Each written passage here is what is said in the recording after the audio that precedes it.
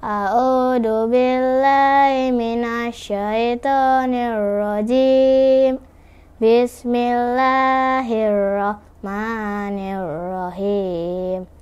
Wailul likulli humazatil lumazah alladzi jama'a malahu wa addadah.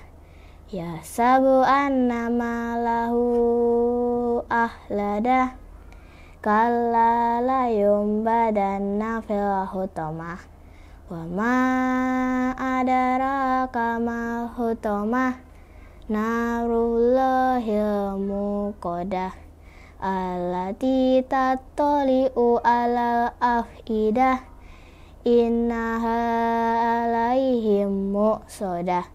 Fi amadim mumaddadah. Shadaqallahul azim.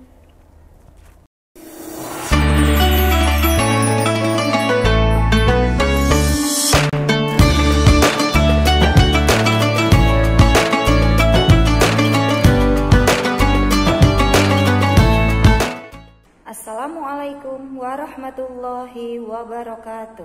Alhamdulillahirabbil alamin. Puji syukur kehadirat Allah Subhanahu wa taala yang telah memberikan rahmat dan hidayahnya sehingga pada sore hari ini kita masih bisa mengikuti kultum sebelum berbuka puasa. Salam serta sholawat kita curahkan kepada Nabi kita Muhammad sallallahu alaihi wasallam yang akan selalu kita tunggu-tunggu syafaatnya di hari akhir nanti.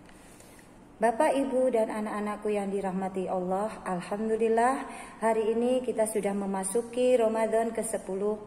Semoga puasa yang kita jalani bisa diterima oleh Allah sampai Ramadan akhir nanti. Bapak, Ibu, dan anak-anakku yang dirahmati Allah, pada kesempatan kali ini saya akan menyampaikan kultum tentang rasa bosan. Sebuah cerita ringan tentang kebosanan. Pada suatu hari, seorang tua yang bijak didatangi oleh seorang tamu di kediamannya. Tamu tersebut kemudian bertanya, "Sebenarnya apa itu perasaan bosan, Bapak Tua?"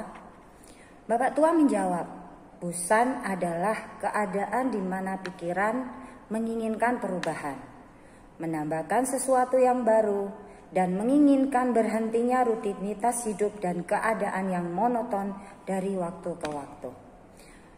Kemudian tamu itu bertanya kembali, "Kenapa kita merasa bosan?" Karena kita tidak pernah merasa puas dengan apa yang kita miliki, kata Pak Tua. Kemudian tamu itu bertanya kembali, "Lalu bagaimana menghilangkan kebosanan itu, Bapak Tua?"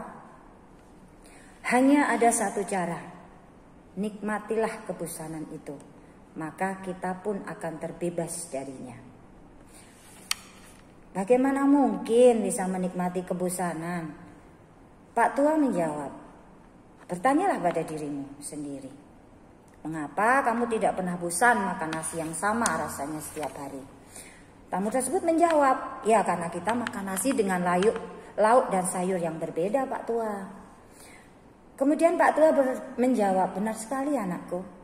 Tambahkan sesuatu yang baru dalam rutinitasmu, maka kebosananmu pun akan hilang." "Bagaimana menambahkan hal baru dalam rutinitas, Bapak Tua?"